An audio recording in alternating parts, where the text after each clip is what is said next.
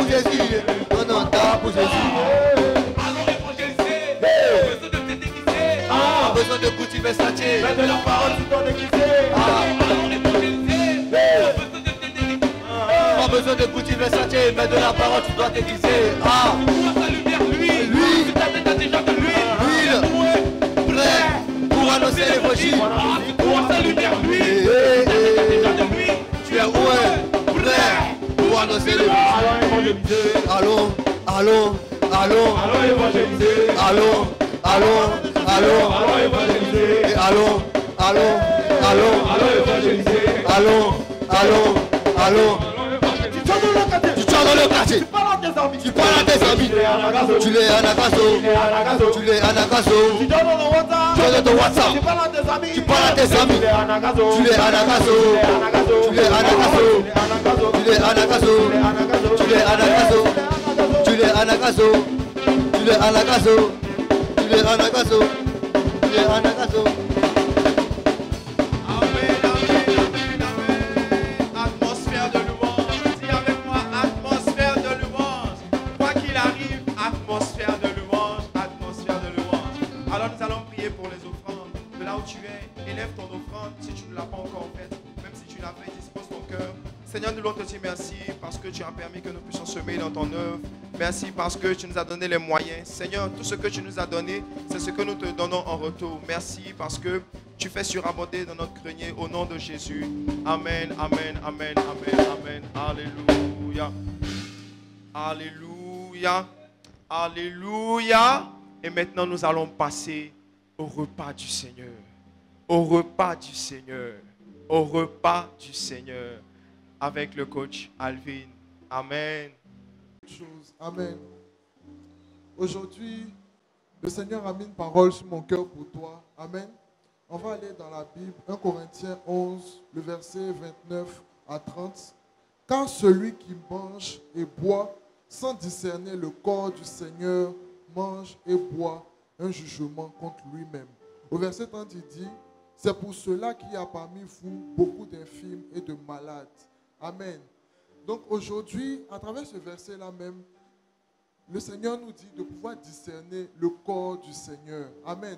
Lorsque tu viens à sa table, il faut que tu puisses discerner son corps. Autrement dit, ici, le Seigneur est en train de parler à travers Paul à l'église de Corinthe. L'église de Corinthe était très désordonnée, il faisait beaucoup de choses. Et dans ces états-là, il prenait le corps du Seigneur. Donc le Seigneur leur a dit, discernez mon corps avant de le prendre. Amen. Parce qu'il ne discernait pas le corps de Jésus. Et le résultat, les conséquences à le fait de ne pas discerner le corps de Jésus, c'est effectivement la maladie, la mort et beaucoup de choses, beaucoup de problèmes dans l'église. Amen. Donc aujourd'hui, à travers ce message, je vais te dire de pouvoir discerner le corps de Jésus. Si lorsque tu ne discernes pas le corps de Jésus, tu tombes malade, il y a des problèmes qui arrivent. À plus forte raison, lorsque tu discernes son corps. Amen. Si tu discernes son corps, beaucoup de choses vont se passer dans ta vie. Amen. En Luc 22, le verset 19, il dit, ensuite il prit le pain et après avoir rompu, il rendit grâce. Amen. En disant, ceci est mon corps qui est donné pour vous. Faites ceci en mémoire de moi. Lorsque le Seigneur est en train de nous dire, mon corps est donné pour vous, il est en train de nous dire que lorsqu'il est mort à la croix, amen, lorsqu'il est mort à la croix, c'est lui qui a donné son corps afin qu'il puisse être crucifié, afin que les péchés, nos péchés puissent venir sur lui. Peut-être aujourd'hui quand on regarde les différents films, la Passion du Christ, lorsqu'on regarde, on se dit que, regardez comment ils ont frappé Jésus, regardez tout ce qui s'est passé. C'est vrai qu'ils l'ont frappé, il y a eu toutes ces choses-là, amen. Mais ce qui se passait réellement derrière ces choses-là, c'est que nos péchés sont allés sur Jésus. Amen. La Bible dit que dans cet acte-là, qui a pu reconnaître le bras du Père? Donc peut-être même Satan est en train de penser que c'est lui qui avait la victoire. Mais derrière cet épisode, Dieu est en train d'accomplir quelque chose. Amen. Derrière cet épisode, peut-être qu'ils étaient en train de regarder, le diable regardait. Les Romains pensaient qu'ils étaient en train de tuer Jésus, mais ils n'étaient pas en train de le tuer. Parce que c'est Dieu qui avait le contrôle derrière cette situation-là. Amen. Comme Job. Ils ont fait beaucoup de choses à Job. Satan pensait qu'il était en train de faire du mal à Job, mais Dieu avait le contrôle derrière cette situation-là. Amen. Donc aujourd'hui, il faut que tu puisses discerner le corps de Jésus. Amen.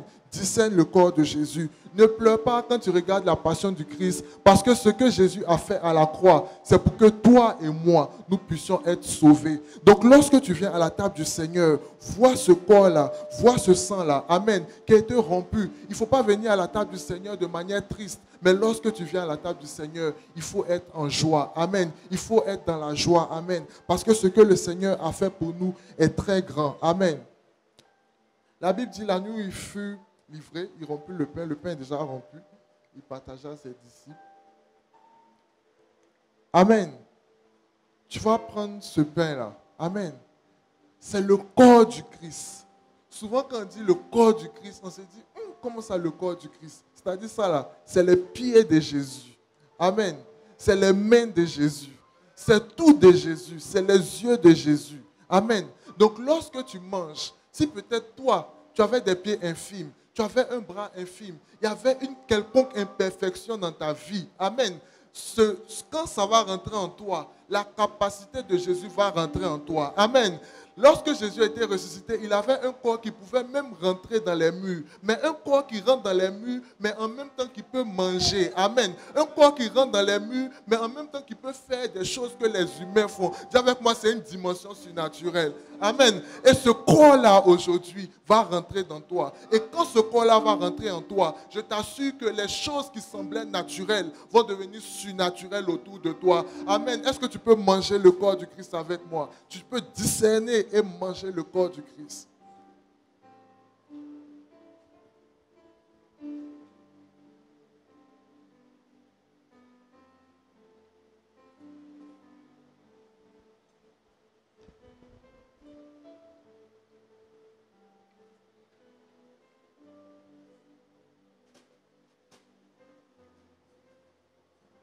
Maintenant, ici, nous avons le sang de Jésus. Amen. Le sang de Jésus. Tu vas prendre ce sang-là. Amen. Ce sang-là qui a coulé pour toi à la croix. Amen. Pour que tu puisses être libéré. Pour que tu puisses être délivré de tous les péchés dans lesquels tu étais. Amen. Ne vois pas les souffrances de Jésus à la croix pendant que tu prends la Sainte Seine. Mais vois plutôt, parce que tu ne dois pas regarder en fait les souffrances que Jésus a vécues. Mais tu dois regarder tes péchés qui sont allés sur lui et toi qui as été libre. Amen. C'est ce que le Seigneur te demande. Amen. C'est ce qui s'est passé là-bas. Il ne faut pas te morfondre, pleurer devant la passion du Christ pour rien. Amen. Jésus a accompli quelque chose de grand. Et ce qui veut que tu retiennes, c'est qu'il y a quelque chose de grand qui se passe lorsque tu prends son sang. Amen. Lorsque tu prends son sang, c'est tes sentiments. La Bible dit, ayez les sentiments qui étaient en Jésus. Quand tu prends son sang, tout ce qui est en lui vient en toi. Quand tu prends son sang, il n'y a plus de lien de génération, de je ne sais pas quoi. Amen. Parce que tu es directement relié à lui. Prends le sang de Jésus.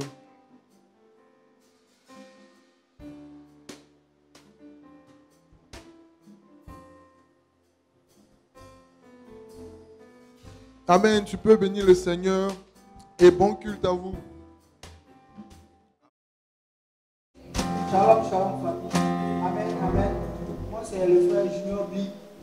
Et j'aimerais raconter mon expérience avec le Seigneur. Mon témoignage est un témoignage de remerciement. J'aimerais bénir vraiment le nom du Seigneur parce qu'il m'a permis de laisser certaines choses pour aller de gloire en gloire avec lui. Lorsque, c'était le dimanche passé, pendant que nous étions en train d'adorer le Seigneur, j'ai adressé cette prière à Dieu. Je lui ai dit que je voulais atteindre cette dimension à laquelle il m'attend. Je voulais aller à une autre dimension avec lui. Et pendant que nous étions en train d'adorer, je me suis laissé emporter par le Saint-Esprit. Et lorsque je lui ai adressé cette prière, j'ai entendu une voix dans mon cœur qui m'a dit, tu veux atteindre cette dimension avec moi, mais tu es encore dans certaines choses qui ne glorifient pas mon nom. Ah, lorsque j'ai entendu cette voix, j'ai su directement que c'était le Saint-Esprit. Et j'ai demandé au Saint-Esprit, ah papa, qu'est-ce que je fais encore qui m'empêche d'atteindre cette dimension à laquelle tu m'attends? Et c'est là qu'il va ouvrir mes yeux sur le paris sportif. Je vous assure, famille, j'ai commencé à m'adonner au paris sportif depuis 2012. C'est un ami qui m'a entraîné là-dedans. Je jouais les paris sportifs. Bon, pour ceux qui ne connaissent pas les paris sportifs, comme vous entendez, sportif, c'est les sports. Et moi, sur les paris que je pariais, c'était sur le football. je pariais beaucoup sur le football. Je m'adonnais véritablement à ces paris sportifs. Je dis bien, c'est un ami qui m'a entraîné là-dedans. J'ai commencé à m'adonner à ces paris sportifs depuis 2018. Donc ça fait 2 ans que je m'adonnais à cela. Et vraiment, j'en avais marre de ces paris sportifs. Ces paris sportifs avaient de l'effet dans ma vie. Mes moments de prière, d'intimité avec le Seigneur, tout ça avait fortement régressé à cause de ces paris sportifs. Mais ma vie n'avait aucun sens à cause de ces paris sportifs. Toutes mes journées n'étaient que ces paris sportifs. Et pendant l'adoration du dimanche passé, lorsque j'ai adressé cette prière au Seigneur, lorsqu'il a ouvert mes yeux sur les paris sportifs, sincèrement, c'était difficile à laisser ces paris sportifs. C'était vraiment difficile. Et regardez ce que le Seigneur va me dire. Lorsqu'il m'a dit de laisser, bon, c'était difficile. Et regardez ce qu'il va me dire. Il va me dire, donc, à cause de ces paris sportifs, tu refuses d'aller à une autre dimension avec moi. Donc, à cause de ces paris sportifs, tu ne veux pas atteindre la dimension à laquelle je t'attends. Qu'est-ce que ces paris sportifs peuvent te donner que moi, ton Dieu, je ne peux pas te donner? Lorsqu'il m'a dit ça, je vous assure, j'ai commencé à pleurer pendant l'adoration. Et c'est comme si mes yeux se sont vraiment ouverts. Et j'ai commencé à pleurer. J'ai demandé véritablement pardon au Seigneur. Et je lui ai adressé cette prière. Je lui ai dit, Père, je veux vraiment laisser ces paris sportifs. Je veux aller à cette dimension à laquelle tu m'attends. Mais je m'attends vraiment à toi.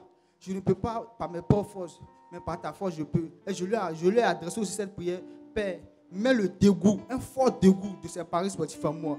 Mais un véritable dégoût de ces paris sportifs en moi. Je vous assure, famille, j'ai supprimé mon compte même. C'est comme si je ne m'étais jamais adonné à ces paris sportifs. J'ai un fort dégoût pour ces paris même. Je ne joue plus ces jeux et le Seigneur me fait du bien. Ça va maintenant, je passe du temps avec lui. Ma vie avance, je suis vraiment heureux, Et c'était ça mon témoignage. Et aussi, j'aimerais exhorter quelqu'un. Si tu es encore dans certaines choses qui ne glorifient pas le nom du Seigneur, s'il te plaît, laisse ces choses et va de gloire en gloire avec Jésus. Le Seigneur a un plan merveilleux pour nous. Donc, s'il vous plaît, famille, laissons les choses, les futilités et allons à une autre voie avec le Seigneur. Shalom, famille, que Dieu nous bénisse.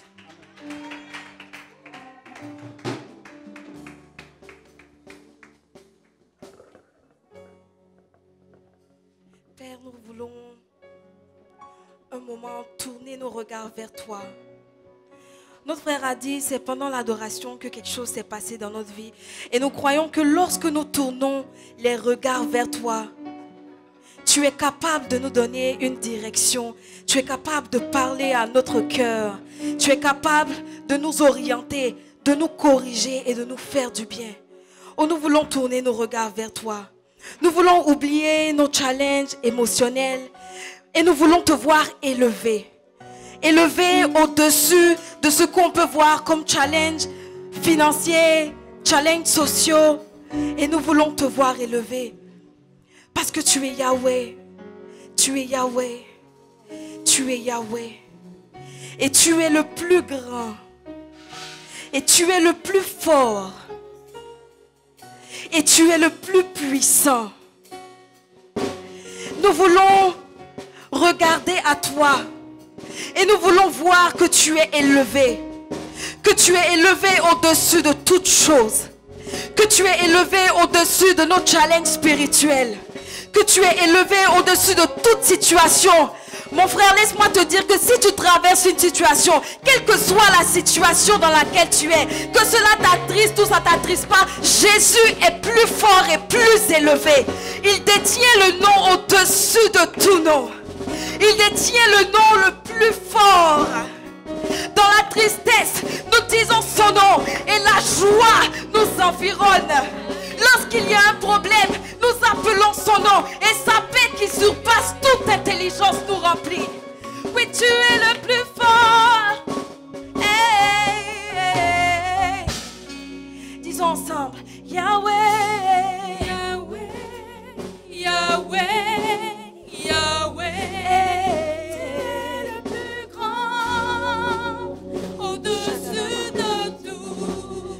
Lorsque nous tournons nos regards vers toi, nous sommes transformés et notre visage se change. Oui, tu es le plus grand au-dessus de tout. Yahweh, Yahweh, Yahweh, Yahweh, Yahweh, Yahweh, tu es le plus grand. Oui, tu es le plus grand. Yahweh, Yahweh, Yahweh, Yahweh, Yahweh, tu es le plus grand.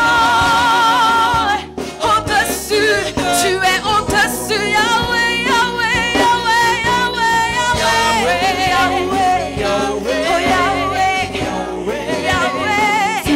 Nous te voyons élevé au-dessus de tout. Élevé au-dessus de tout. Yahweh, Yahweh, Yahweh, Yahweh. Tu es le plus grand. Tu es le plus grand. Oui, déclarons, oui, confessons, annonçons, tu es le Yahweh. Yahweh, Yahweh, tu es le plus grand. Au-dessus de tout. Disons, émerveillé par l'éclat, émerveillé par l'éclat de ta beauté, Père. Tous les anges se prosternent et chantent à l'unisson. Émerveillé de ta beauté, et rachetés se prosternent, chantent, émerveillé, émerveillé. Tu es beau. Oui, fils de l'homme, fils de Dieu, chante à l'unisson. Émerveillé de ta beauté, les rachetés se prosternent. Ils chantent, ils chantent, ils chantent, ils chantent. Yahweh, Yahweh, tu es le plus haut, tu es le plus grand. Oui, Yahweh, Yahweh, Yahweh, Yahweh, Yahweh, Yahweh. Tu es le plus grand, tu es le plus grand. Oui, tu es le plus grand. Nous ne confessons plus grand. Oui, tu es le plus grand. Oui, tu es le plus grand au-dessus de tout. Oui, tu es le plus grand au-dessus de tout. Oui, tu es le plus grand au-dessus de tout. Nous te voyons élevé. Oui, tu es le plus grand au-dessus. Oui, tu es le plus grand au-dessus. Oui, tu es le plus grand au-dessus de tout. Oui, tu es le plus fort au-dessus de tout. Oui, tu es le plus fort au-dessus. Face à l'adversité, tu es le plus fort. Oui, tu es le plus fort au-dessus. Oui, tu es le plus fort au-dessus. Tu es le plus fort au-dessus. Oui, tu es le plus fort au-dessus. Tu es le plus fort au-dessus. Oui, tu es le plus fort au-dessus. Oui, tu as vaincu le péché à la croix. Tu nous as libérés de toute forme de captivité. Et tu nous as placés dans ta présence. Dans ta présence.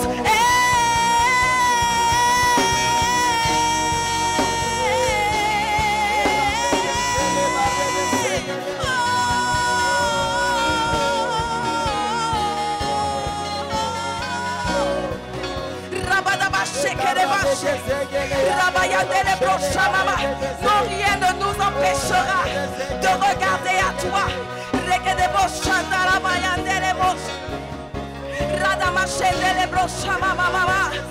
Oui, tu es le plus grand. Oui, tu es le plus fort. Rien ne peut contester. Rien ne peut t'égaler. Tu es le plus grand. Hey. Hey. Au-dessus de tout, oui, tu es le plus grand. Tu es le plus grand. Au-dessus de tout. Tu es le plus fort. Au-dessus de tout.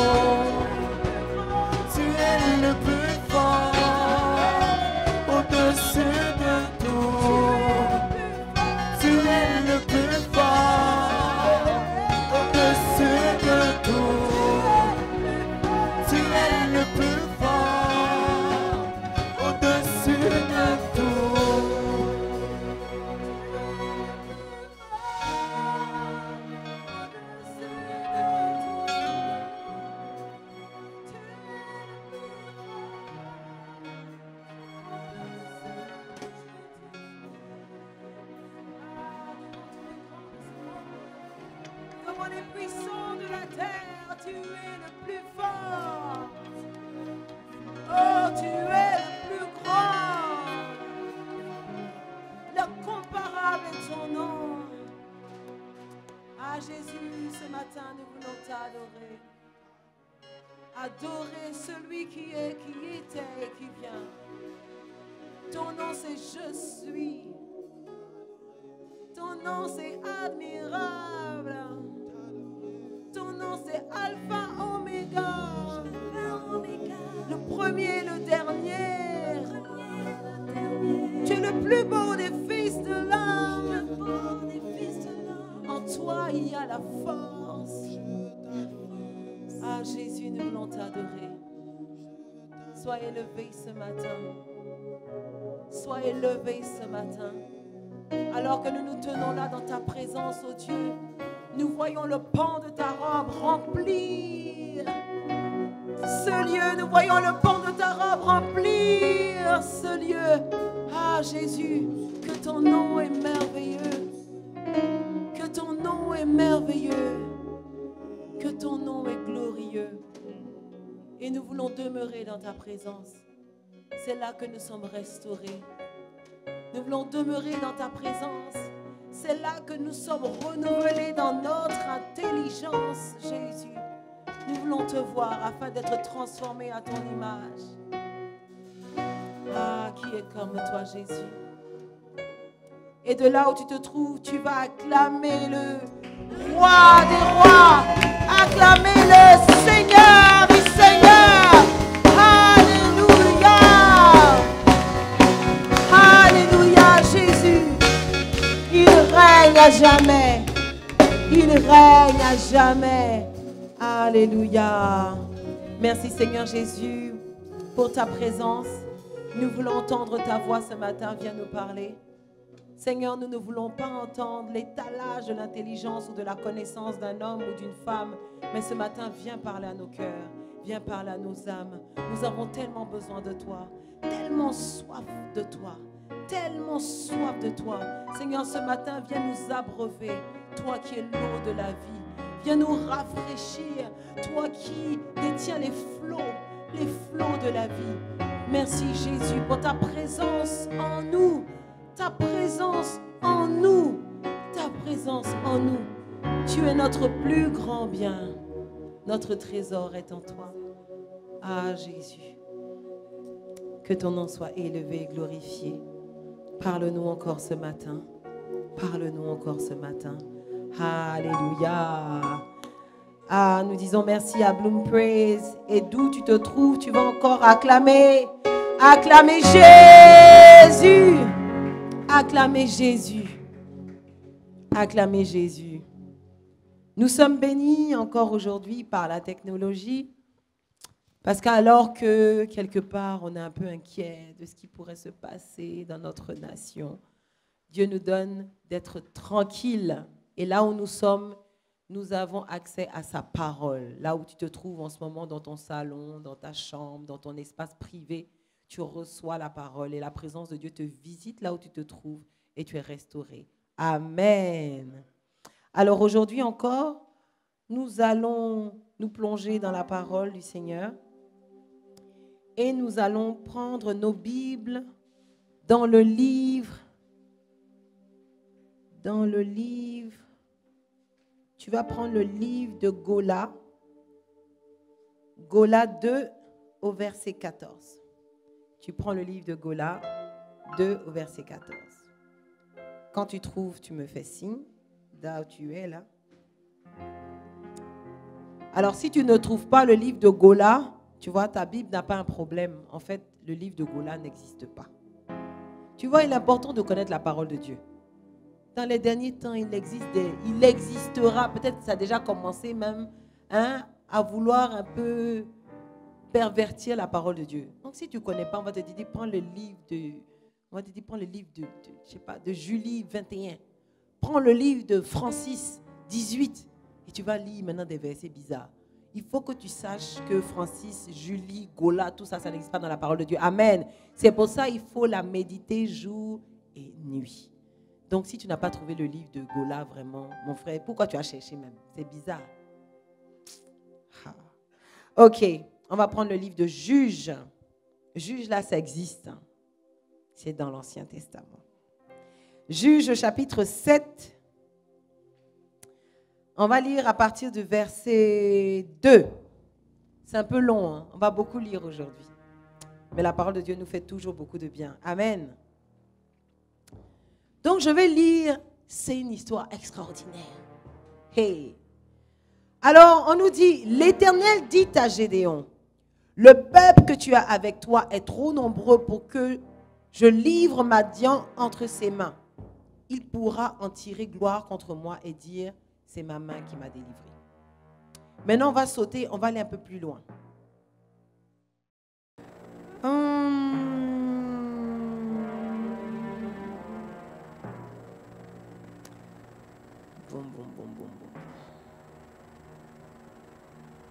Bon, ok. On va aller au verset 14. Ok? Donc, chapitre 7, verset 14. Juge 7, verset 14. Son camarade répondit et dit, ce n'est pas autre chose que l'épée de Gédéon, fils de Joas, homme d'Israël. Dieu a livré entre ses mains Madian et tout le camp. Lorsque Gédéon eut entendu le récit du songe et son explication, il se prosterna, revint au camp d'Israël et dit, levez-vous, car l'Éternel a livré entre vos mains le camp de Madian. Il divisa en 3 corps les 300 hommes, et il leur remit à tous des trompettes et des cruches vides, avec des flambeaux dans les cruches. Il leur dit, vous me regarderez, et vous ferez comme moi. Hey! Vous me regarderez et vous ferez comme moi. Dès que j'aborderai le camp, vous ferez ce que je ferai. Et quand je sonnerai de la trompette, moi et tous ceux qui seront avec moi, vous sonnerez aussi de la trompette tout autour du camp. Et vous direz, pour l'Éternel et pour Gédéon. Gédéon et les 100 qui étaient avec lui arrivèrent aux abords du camp au commencement de la veille du milieu, comme on venait de placer les gardes. Ils sonnèrent de la trompette et brisèrent les cruches qu'ils avaient à la main.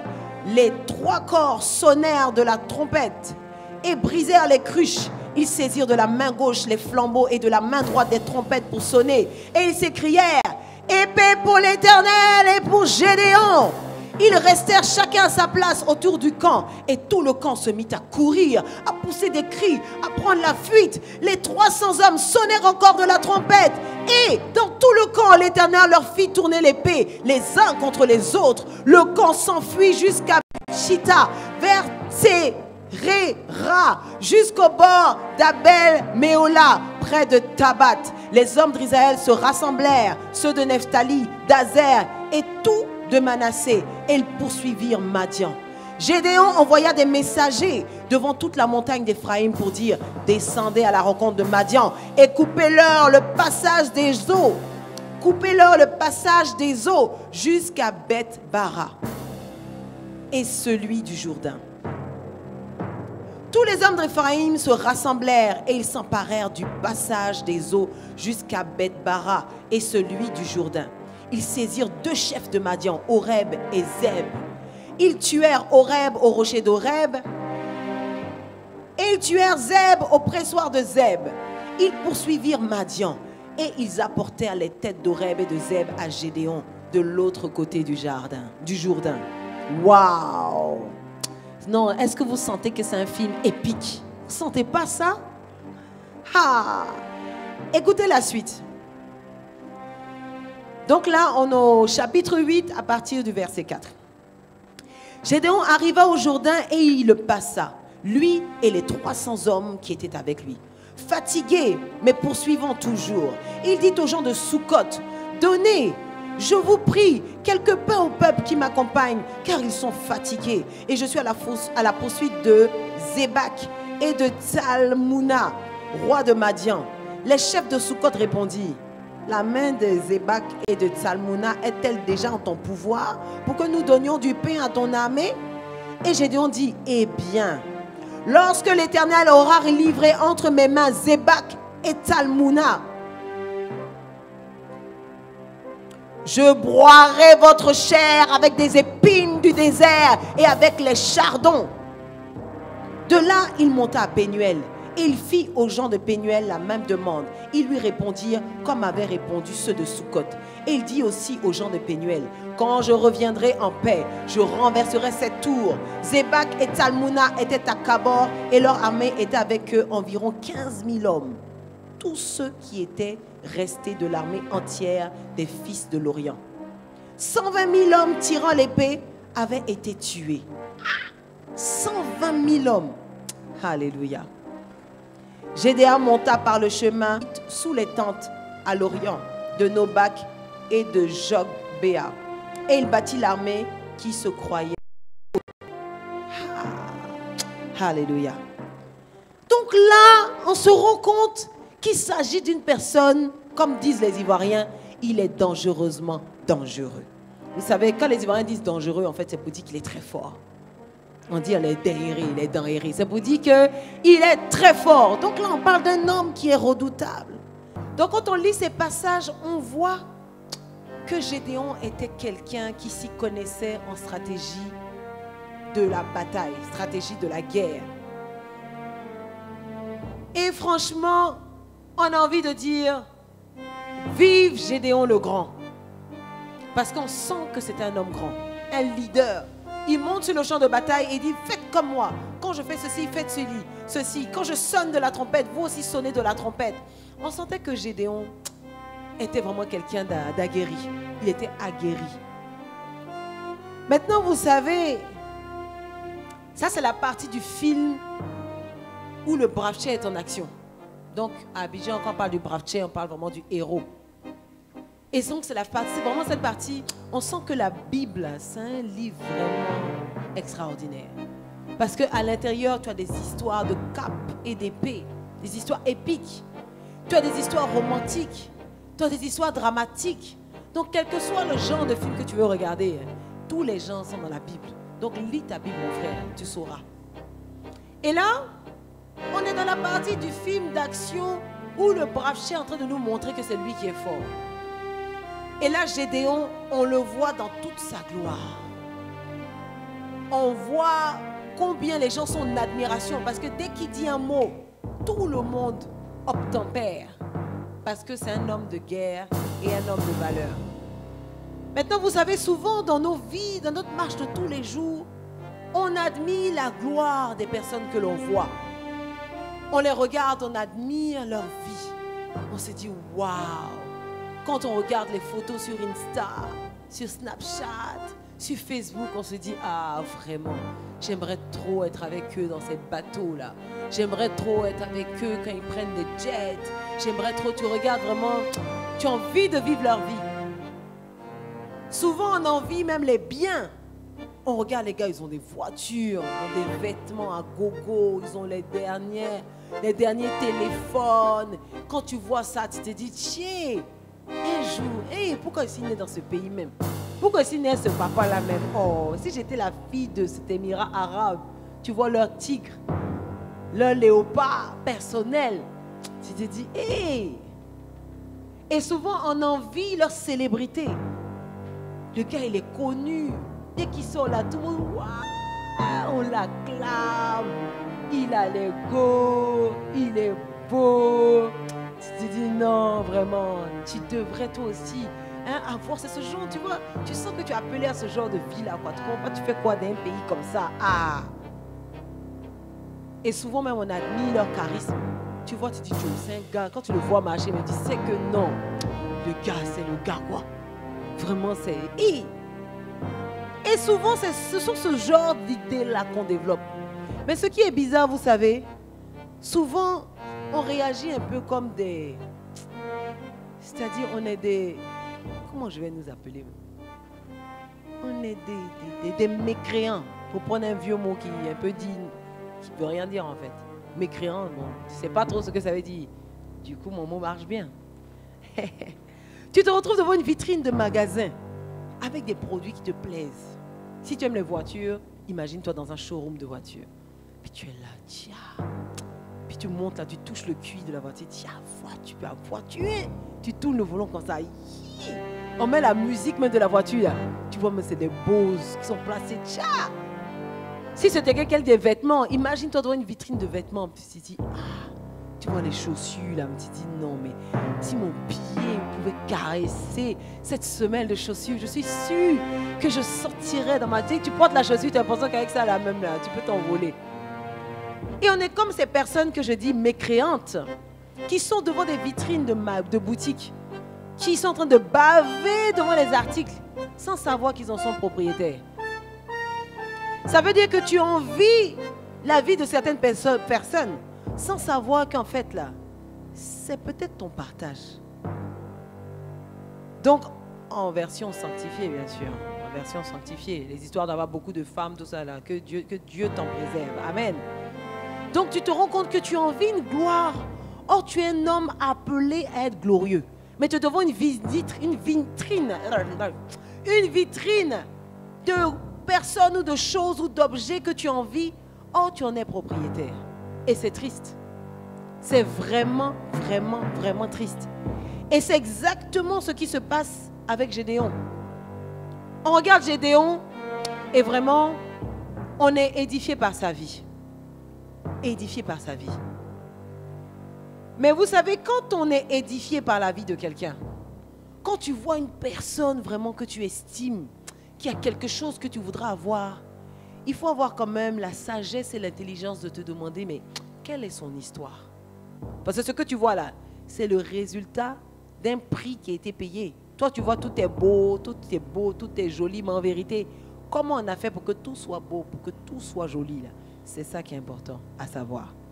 C'est pour ça qu'on va partir un tout petit peu en arrière. Dans le livre de Genèse au chapitre 6. On va lire à partir du verset 1.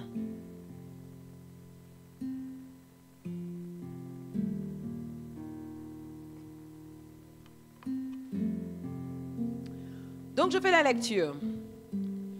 Les enfants d'Israël firent ce qui déplaît à l'Éternel, et l'Éternel les livra entre les mains de Madian pendant 7 ans. La main de Madian fut puissante contre Israël. Pour échapper à Madian, les enfants d'Israël se retiraient dans les ravins des montagnes, dans les cavernes et sur les rochers fortifiés.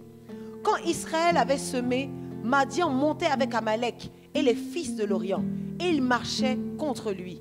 Il campait en face de lui, détruisait les productions du pays jusqu'à vers Gaza, et ne laissait en Israël ni vivre, ni brebis, ni bœufs, ni ânes, car ils montaient avec leurs troupeaux et leurs tentes. Ils arrivaient comme une multitude de sauterelles, ils étaient innombrables, eux et leurs chameaux, et ils venaient dans le pays pour le ravager. Israël fut très malheureux à cause de Madian, et les enfants d'Israël crièrent à l'Éternel. Lorsque les enfants d'Israël crièrent à l'Éternel au sujet de Madian, l'Éternel envoya un prophète aux enfants d'Israël. Il leur dit: Ainsi parle l'Éternel, le Dieu d'Israël. Je vous ai fait monter d'Égypte et je vous ai fait sortir de la maison de la servitude. Je vous ai délivré de la main des Égyptiens et de la main de tous ceux qui vous opprimaient. Je les ai chassés devant vous. Je vous ai donné leur pays. Je vous ai dit, je suis l'Éternel votre Dieu. Vous ne craindrez point les dieux des Amoréens dans le pays desquels vous habitez. Mais vous n'avez point écouté ma voix. Je continue au verset 11. Puis vint l'ange de l'Éternel et il s'assit sous le térébinthe d'Ophra, qui appartenait à Joas de la famille d'Abiézer. Gédéon, son fils, battait du froment au pressoir pour le mettre à l'abri de Madian. L'ange de l'Éternel lui apparut et lui dit: L'Éternel est avec toi, vaillant héros. Gédéon lui dit: Seigneur, si l'Éternel était avec nous, pourquoi toutes ces choses nous sont-elles arrivées? Et où sont tous les prodiges que nos pères nous racontent quand ils disent: l'Éternel ne nous a-t-il pas fait monter hors d'Égypte? Maintenant l'Éternel nous abandonne et nous livre entre les mains de Madian. L'Éternel se tourna vers lui et dit: Va avec cette force que tu as et délivre Israël de la main de Madian. N'est-ce pas moi qui t'envoie? Amen. Voilà l'homme qu'on envie. Le stratège de guerre. Ça, c'est l'homme qu'on connaît avec tous les galons qu'on connaît. Mais ce Gédéon-là, il ne ressemble pas au brave chef qu'on a vu tout à l'heure. Il lui est d'ailleurs même très, très, très différent. Le chapitre 6 du verset 1 nous dit: les enfants d'Israël firent ce qui déplaît à l'Éternel, et l'Éternel les livra entre les mains de Madian pendant 7 ans. Vous savez, souvent il y a des choses qui nous arrivent et on ne comprend pas pourquoi. Il y a des malheurs qu'on voit qui frappent des familles, qui frappent même des nations, et on se demande pourquoi. La Bible nous dit quelque chose de simple. Le salaire du péché, c'est la mort. Le salaire du péché, c'est la mort. C'est pour ça qu'au premier verset, on dit: les enfants d'Israël firent ce qui déplaît à l'Éternel, et l'Éternel les livra entre les mains de Madian. Vous savez, souvent quand on lit ça, on pense que Dieu, il est là, il prend nos vies, là, comme un jeu d'échecs, là. Et puis il fait: tiens, bon, toi, je te livre. Bon, tiens, toi, tu vis. Oh, toi, tu seras pauvre. Bon, toi, tu seras riche. On a l'impression que Dieu fonctionne comme ça. Mais ce n'est pas comme ça. Les principes divins fonctionnent avec des principes qui sont aussi des principes terrestres. Ça veut dire quoi? Que si moi je prends cette eau et que je me renverse la bouteille sur le corps, même si j'invoque le Saint-Esprit, je serai mouillé. C'est ce que le péché fait dans nos vies. Le salaire du péché, c'est la mort. C'est-à-dire que, quel que soit ce que tu apprécies dans le péché, la douceur du péché, chez nous les Ivoiriens, on dit le péché est doux. Ou bien quelque chose est doux. Quand on apprécie, on dit c'est doux. Quelle que soit la douceur du péché, la douceur qu'elle a dans ta bouche, c'est les caries qui vont sortir. C'est la mort qui va en sortir. Le salaire du péché, c'est la mort. C'est quand tu travailles pour le péché, là, ce que toi tu gagnes, c'est la mort. Ce n'est pas un petit malaise comme ça, tu ne te sens pas bien. C'est la mort. Et voilà que le peuple d'Israël s'était détourné des voies de Dieu. Et parce qu'ils se sont détournés des voies de Dieu, ils ont vu des Amalécites, les Amoréens rentrer dans leur vie. Et c'est comme ça que des fois tu vois des choses étranges qui rentrent dans ta vie. Et tu te demandes maintenant, tu cries à l'Éternel. Mais tu cries à l'Éternel, mais en vérité, détache-toi de ce qui emmène la gangrène dans ta vie. Détache-toi de ce qui crée la mort dans ta vie. Tu ne peux pas prendre un couteau, tu te transperces le couteau dans la gorge et puis dis: Seigneur, sauve-moi. Oh, sauve-moi. Mais tu prends le couteau, tu enfonces dans ta gorge et tu dis: Seigneur, sauve-moi. C'est ce que le péché fait dans ta vie. Si tu sais que tu m'entends et que tu vis dans le péché, sors de là. Si tu sais que tu m'entends et comment tu sais que tu es dans le péché, peut-être que tu sais le péché là, il est pernicieux. Au début, c'est doux dans tes dents. Quand tu parles de couteau là, toi au contraire, toi ton péché là même, non. Tu dis c'est la plume. C'est comme ça, c'est la plume, ça te chatouille. C'est qui te chatouille là? Quand il laisse comme ça, tu vas voir que c'était la lame, ça t'a tranché, tu n'as rien vu dedans. C'est ce que fait le péché. Sors du péché. Le péché n'a rien de bon à t'apporter. Le péché ne va pas te faire grandir. Le péché ne va pas t'emmener loin. Le péché est là pour te tuer. C'est le seul objectif du péché.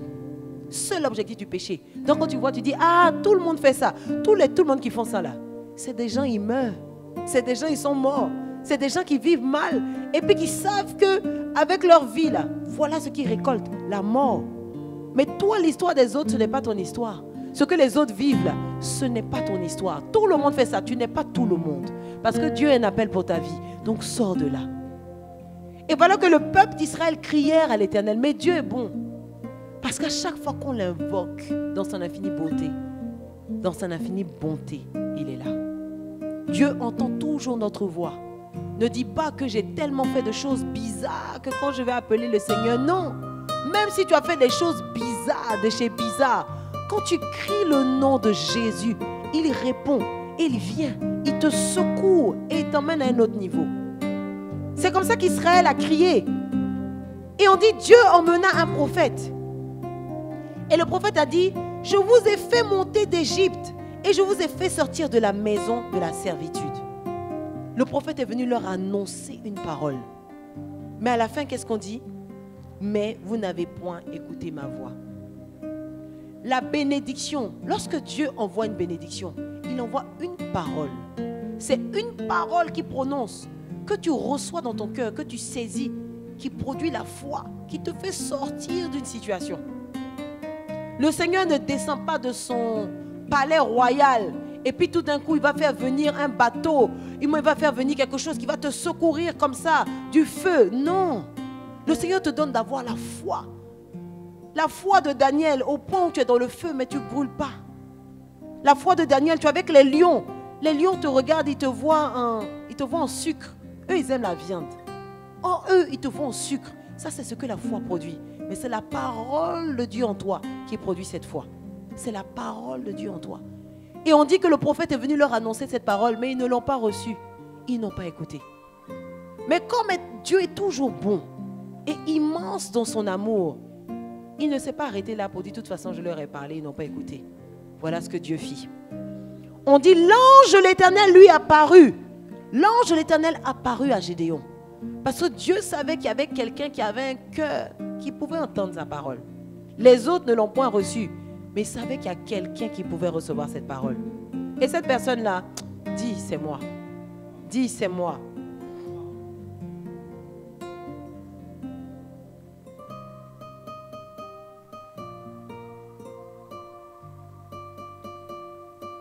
L'ange de l'Éternel apparut à Gédéon. Et on dit, l'ange lui dit, l'Éternel est avec toi, vaillant héros. Et regardez comment Gédéon a réagi. Gédéon dit, si l'Éternel était avec nous là, on ne lui a pas dit l'Éternel est avec vous. Hein. On dit l'Éternel avec toi. Ah. On dit l'Éternel avec toi. Lui en même temps, il se met dans la masse. Si l'Éternel est avec nous là, en tout cas, on ne voit pas comment les gens allaient venir nous tuer, nous massacrer. Parce qu'en fait, ce qui vivait là, ça fait pitié. C'est-à-dire que tu es là dans ta ville, tu plantes ta récolte, tu fais peut-être pour être dans un contexte un peu plus moderne, contemporain.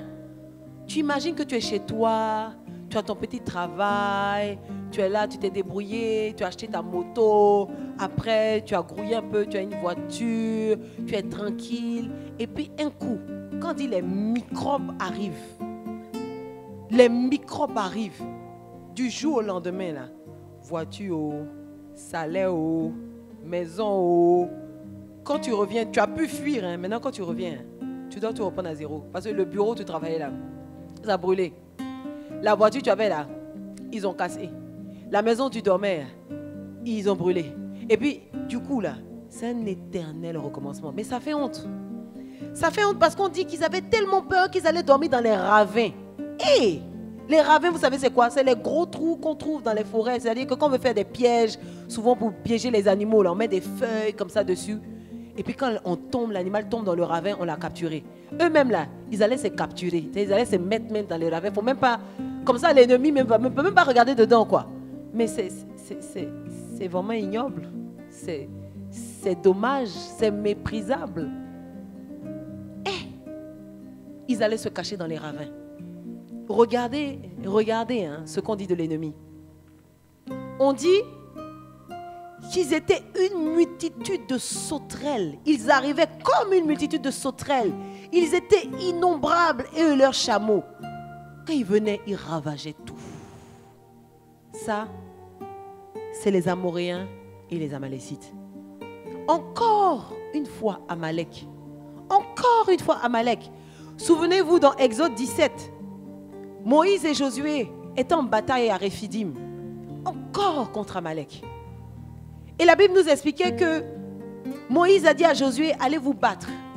Et moi, j'irai sur la colline. Et quand je lèverai comme ça ma verge, vous allez gagner la bataille. Mais la bataille, des fois, était tellement longue que le bras de Moïse fatiguait. Au point où Aaron devait aussi lui aussi aider Moïse à lever son bras. Encore Amalek. Amalek, c'est ce qui dans ta vie t'empêche de rentrer dans ta destinée. Amalek, c'est ce qui, des fois, t'arrive. C'est-à-dire ce sont des choses qui te font même ne même plus croire que Dieu existe. Tellement tu es dégoûté de la vie. Tellement il t'arrive que des galères. Tu te demandes encore Amalek. Encore, c'est toujours à moi. Et tu te dis, mais Dieu, même est-ce qu'il existe? Un coup ça marche, un coup ça marche. Là, tu pries, ça marche pas. On fait comme ci, on fait comme ça, on fait. Et tu es découragé. Ça, c'est Amalek. Amalek, c'est ça. C'est ce qui t'appuie, ce qui t'abat, ce qui te donne d'être découragé. Amalek vient comme un fardeau sur ton dos. Encore Amalek. Et quand Amalek arrive en multitude, tu es obligé de courir, te cacher dans les ravins.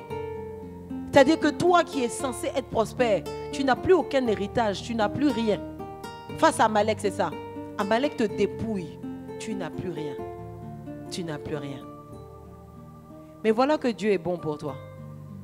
Et que Dieu te donne d'aujourd'hui analyser la vie d'un homme qui était comme toi. Gédéon.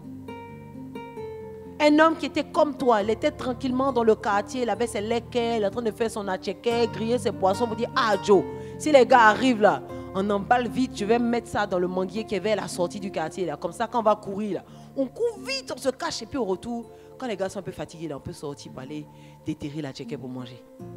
Donc il était là tranquille. Dans sa tranquillité, voilà que l'ange, il reçoit un ange de Dieu. Vous savez, on nous dit que l'ange s'assit sous le térébinthe d'Ophra. C'est pour vous dire que je suis sûr que l'ange là, il n'est pas venu avec des étoiles et des paillettes, avec une musique. Oh, me voici l'ange de Dieu. Non. Tu vois un gars qui est venu comme ça, puis s'assoit, il en lèque comme toi-même. Les leques, c'est les chaussures, en Côte d'Ivoire, c'est des chaussures en plastique à crampons. Assez légères pour courir.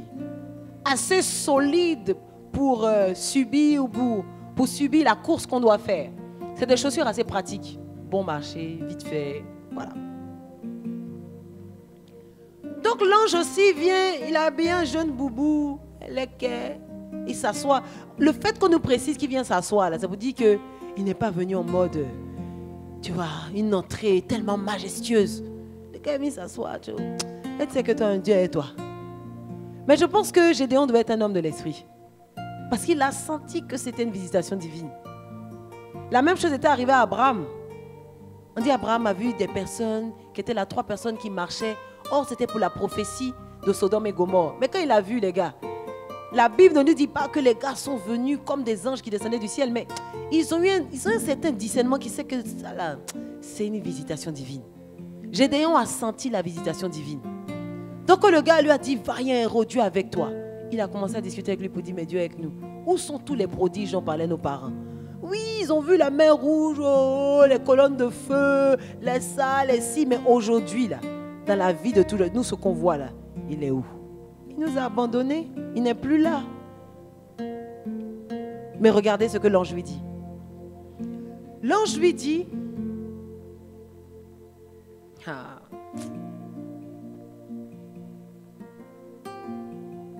maintenant, non, il lui dit, l'Éternel se tourna vers lui. Donc ça c'est bizarre, hein? Parce qu'on nous dit que c'était l'ange qui est apparu. Il parlait avec l'ange. Mais tout d'un coup on nous dit, l'Éternel se tourna vers lui et dit, va avec cette force que tu as et délivre Israël de la main de Madian. N'est-ce pas moi qui t'envoie? Gédéon lui dit, ah mon Seigneur, avec quoi délivrerai-je Israël? Voici ma famille est la plus pauvre en Manassé et je suis le plus petit dans la maison de mon père. Et regardez encore ce que dit le verset 16. L'Éternel lui dit, mais je serai avec toi et tu battras Madian comme un seul homme. Gédéon lui dit, si j'ai trouvé grâce à tes yeux, donne-moi un signe. Et là, il continue à parler. Donc, ce que moi je crois, c'est que l'ange était là. Mais dans la présence là, Dieu parlait à Gédéon. L'ange lui est apparu, certes. Mais on dit, l'Éternel lui dit. Et l'Éternel commence à lui dire, va avec la force que tu as. N'est-ce pas moi qui t'envoie? Et l'Éternel lui dit encore, tu battras Madian. Tu battras Madian. Vous savez, dans nos temps de galère, dans des temps où on se pose des questions, dans des temps où on est dans un doute terrible, où on traverse des moments difficiles, Dieu est toujours là. Dieu est toujours là. Que tu reçoives sa visitation comme une visitation divine, que tu le discernes ou que tu ne le discernes pas, il faut que tu saches que Dieu est toujours là et a toujours une parole pour toi. Lorsque l'ange vint annoncer à Gédéon, vaillant héros, il lui a commencé à lui poser, vous savez, commencé à lui expliquer qu'en vérité là, si tu connaissais notre situation, peut-être que toi tu ne sais pas, tu es nouveau dans les quartiers, mais Dieu nous a abandonnés. Et l'Éternel lui dit, va avec la force que tu as. Maintenant quand l'Éternel lui dit, va avec la force que tu as, Gédéon a réagi d'une façon assez étrange. Il lui dit, avec quoi mon Seigneur délivrerai-je Israël? Voici ma famille est la plus pauvre en Manassé, et je suis le plus petit dans la maison de mon père. En fait, il veut expliquer au Seigneur que tu t'es trompé. C'est sûrement le fils de Koulibaly. Oui, le grand fort, celui que les gens écoutent là. Oui, celui, c'est sûrement lui, mais ce n'est pas moi.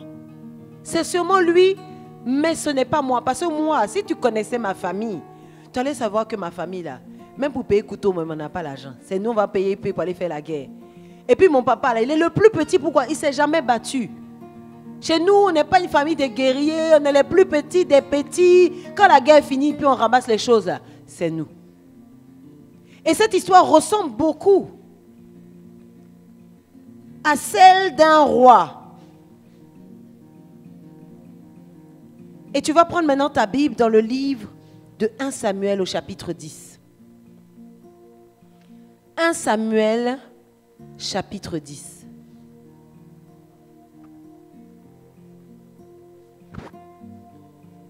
Donc, alors qu'Israël se plaignait d'avoir des juges et des prophètes pour régner sur eux, ils voulaient, comme les autres nations, avoir un roi.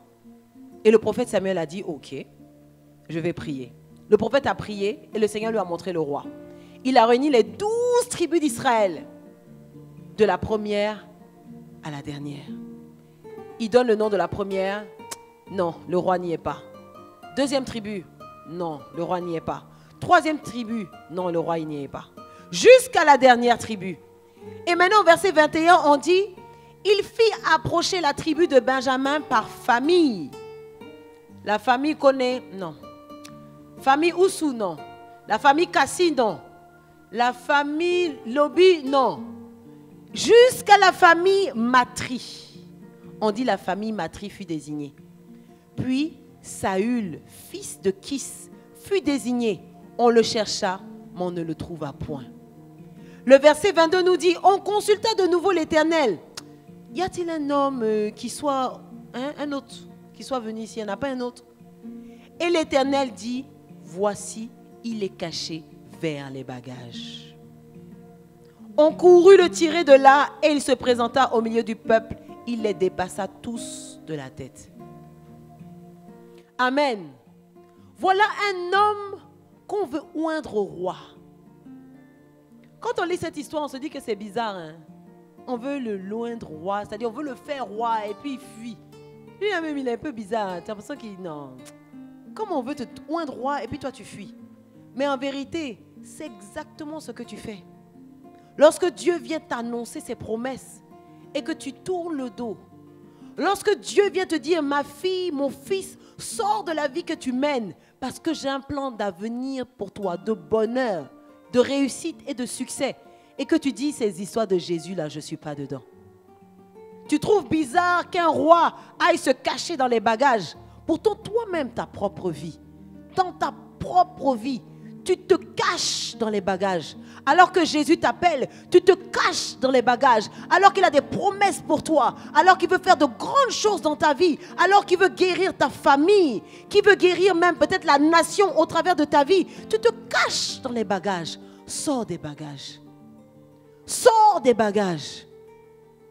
Et tout comme Saül, Gédéon a dit, mais je suis le plus petit de la plus petite famille. Ah, tu es sûr que c'est moi? Pourquoi?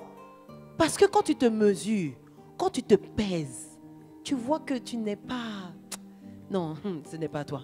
Tu ne te sens pas à la hauteur. Lorsque tu te regardes, quand tu regardes ta réalité, quand tu regardes à tes capacités, tu dis non, c'est sûrement pas moi. Non, c'est sûrement pas moi. Moi, j'ai quoi? Je connais quoi?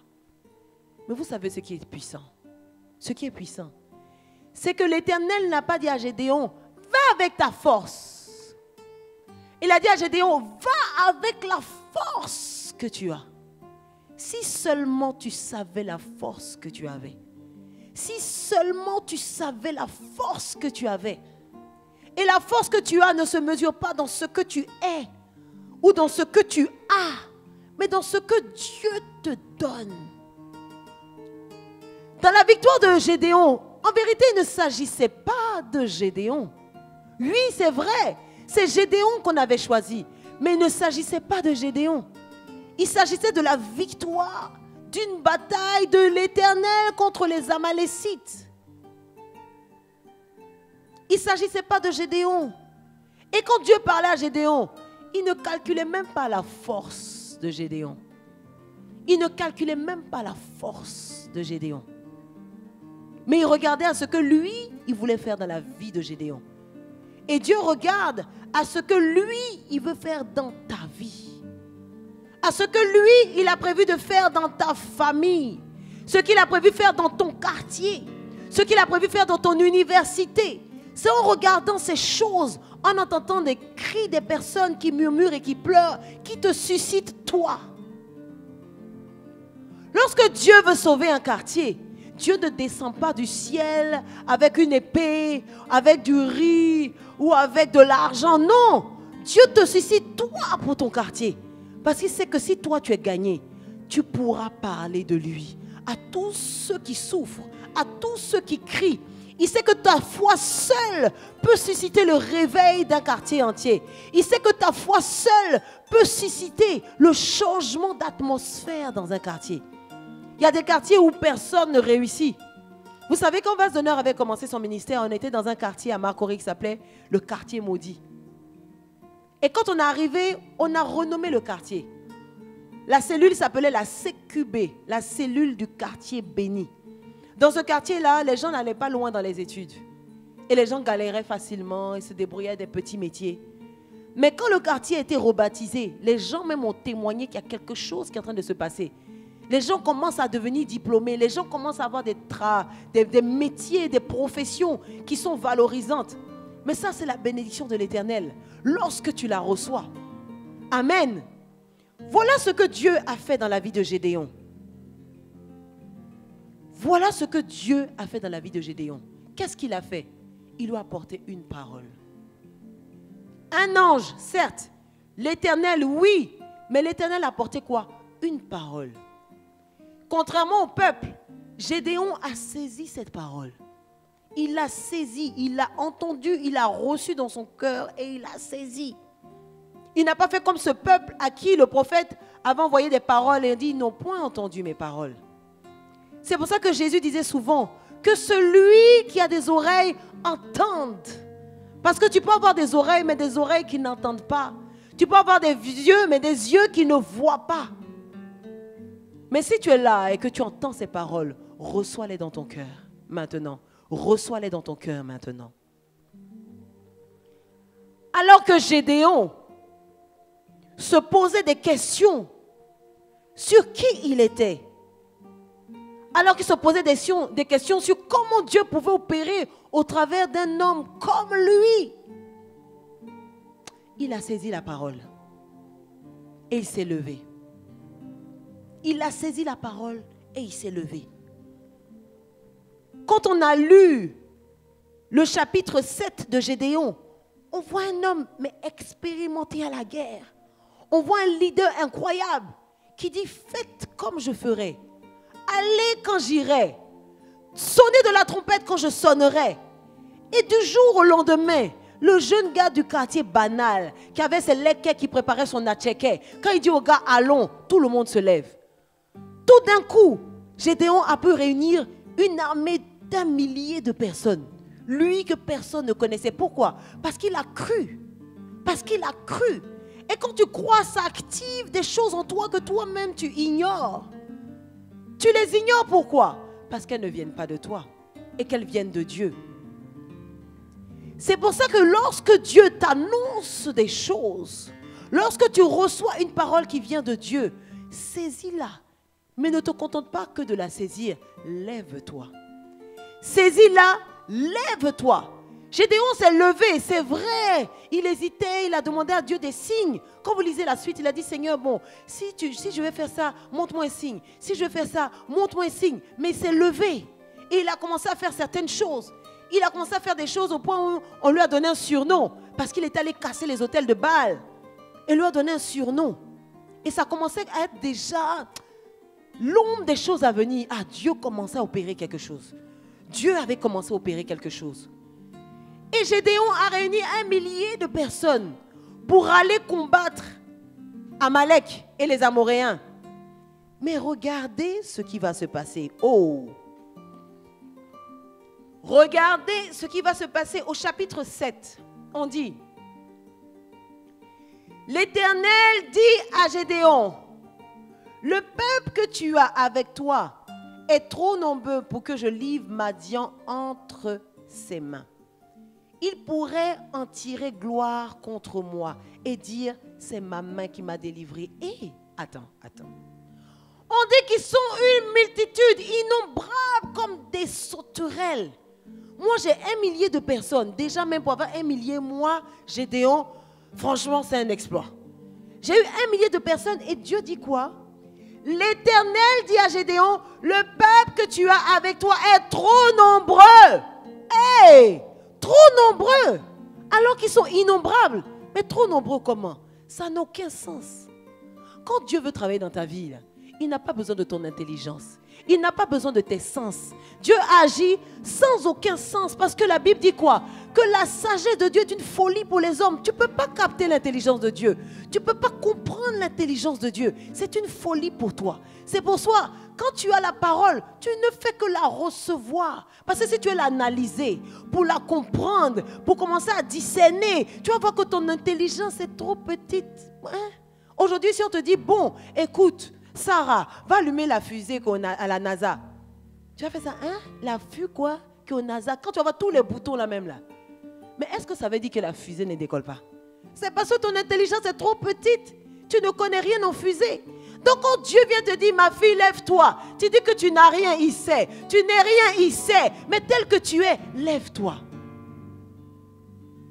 Et voilà que Dieu dit à Gédéon, ton armée est trop nombreuse.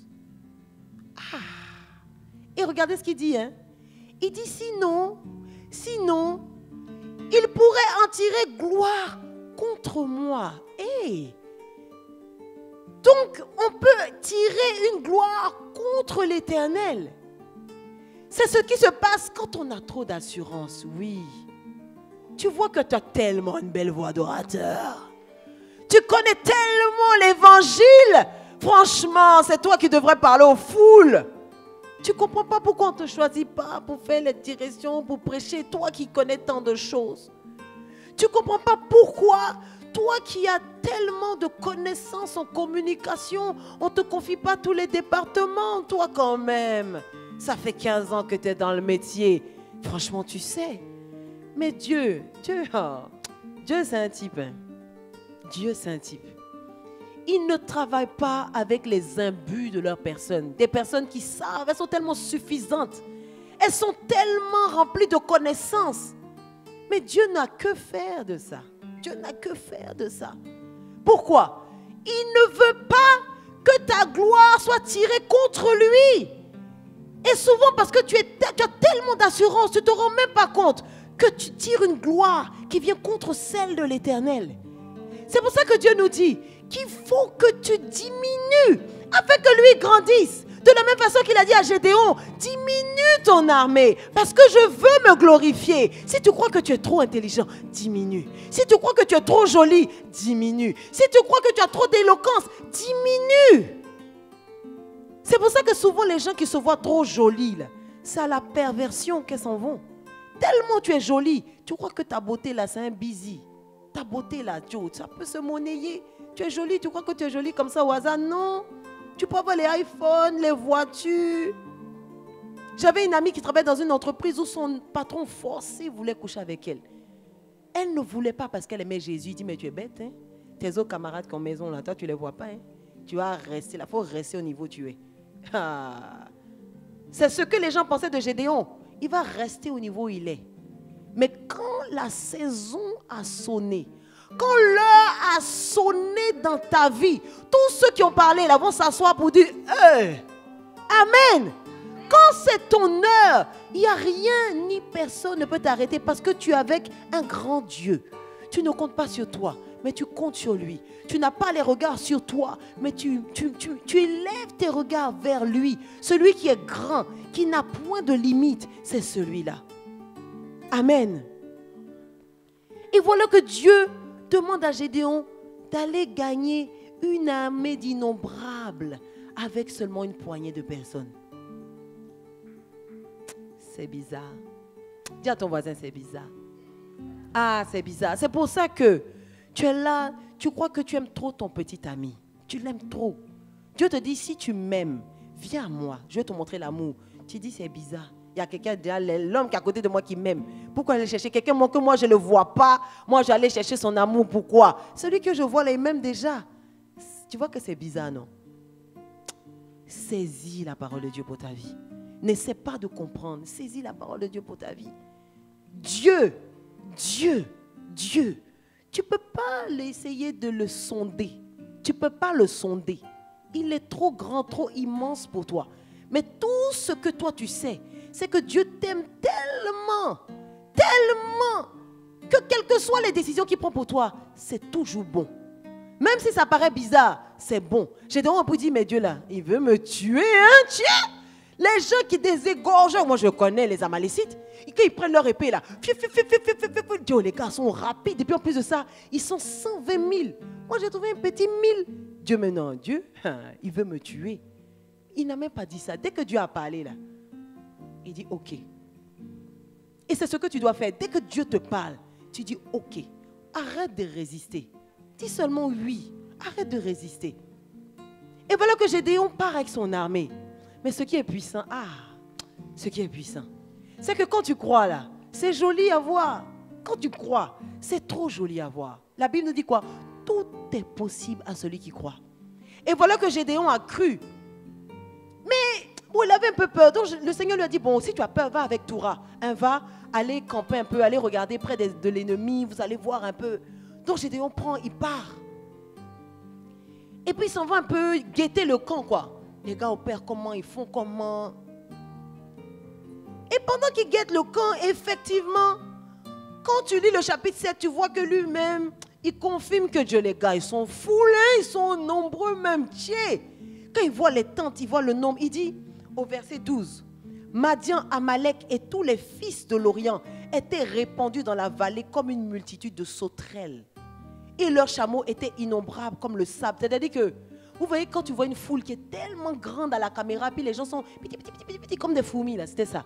Ils sont tellement nombreux qu'ils sont comme des sauterelles, tellement nombreux. On dit comme des grains de sable. Maintenant, pendant qu'il est en train de guetter, voilà qu'il tombe sur une conversation. Écoutez la conversation. On dit, un homme racontait à son camarade un songe. Il disait, j'ai eu un songe. Et voici un gâteau de pain d'orge roulait dans le camp de Madian. Il est venu heurter jusqu'à la tente et elle est tombée. Il a retourné sens dessus, sens dessous et elle a été renversée. Lui, il écoute, bon, un gâteau à rouler, bon, ok. Maintenant, écoutez la suite. Son camarade à qui lui raconte l'histoire, regardez ce que son camarade dit. Son camarade répondit et dit, ce n'est pas autre chose que l'épée de Gédéon, fils de Joas, homme d'Israël. Dieu a livré entre ses mains Madian et tout le camp. Hey! Hey! Il n'a même pas commencé le combat. Il ne faut même pas que les gars confondent pour dire que c'est Gédéon, les fils Élishama. Non, il dit Gédéon, le fils de Joas. C'est-à-dire qu'il n'a même pas encore commencé le combat. Il n'a même pas encore soulevé une épée pour dire qu'il va aller les attaquer. Il vient guetter. Mais l'ennemi sait déjà qui est Gédéon. Toi, tu ne sais pas qui tu es. Quand tu t'appelles, tu dis je suis le plus petit de la plus petite famille. Et c'est le petit Ahmed, tu te mets dans les bagages. Mais ton ennemi, lui, sait qui tu es. C'est pour ça que la Bible nous dit dans Jean 10, 10 que le voleur ne vient que pour dérober, égorger, détruire. Toi, tu ne sais pas qui il est, mais lui, il sait qui tu es. Et c'est dans le camp de l'ennemi qu'il entend son nom. Hé, qui me connaît? Je n'ai même pas encore remporté la moindre bataille, mais il y en a déjà qui me connaissent. Il dit c'est Gédéon, le fils de Joas. Ah! Je suis venu te dire que arrête de te poser des questions. Arrête de te poser des questions. Arrête de regarder à ta situation. Parce que pendant que tu es là en train de perdre du temps, l'ennemi est en train de te voler ta vigueur. Il est en train de te voler ton intelligence. Il est en train de te voler tes faveurs et les opportunités, les grâces que Dieu a déposées en toi. Parce que tu réfléchis. Et pendant que tu réfléchis, tu es en train de flirter avec le péché. Pendant que tu réfléchis, tu es là dans des amitiés étranges. Pendant que tu réfléchis, tu es dans des lieux qui sont des lieux obscurs. Mais l'ennemi, lui, ne te lâche pas. Il te tire vers ces endroits. Il te tire vers ses amitiés. Parce qu'il sait que si tu es passé de l'autre côté là, ce n'est pas bon pour lui. Il sait que si tu as entendu la parole de Dieu et que tu l'as saisie, ce n'est pas bon pour lui. Donc alors que toi tu t'ignores, lui ne t'ignore pas. Lève-toi maintenant. Lève-toi maintenant. Lève-toi maintenant. Sur cette parole, Gédéon a pris ça. Il s'est appuyé sur cette parole et sa foi a augmenté. Lui qui manquait de courage et puis il a dit, bon, le Seigneur même lui dit, bon, écoute, si tu as un peu peur, va avec Toura là. Lui maintenant il se lève, il va dans son camp.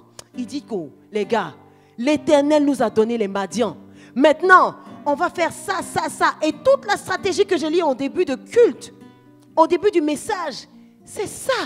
Il a commencé à dire, bon, on va prendre ici des lampes, on va mettre des flambeaux à l'intérieur. Quand je vais sonner la trompette, on est 300, non, on était 1000, maintenant on est 300. 300 va se partager en 3. Toi tu as 100, moi j'ai 100, moi j'ai 100. On va se mettre là-bas. Quand je sonne la trompette, tu fais ça. Quand je fais ici, tu fais ça. Quand je fais ça. Qu'est-ce que la Bible nous dit?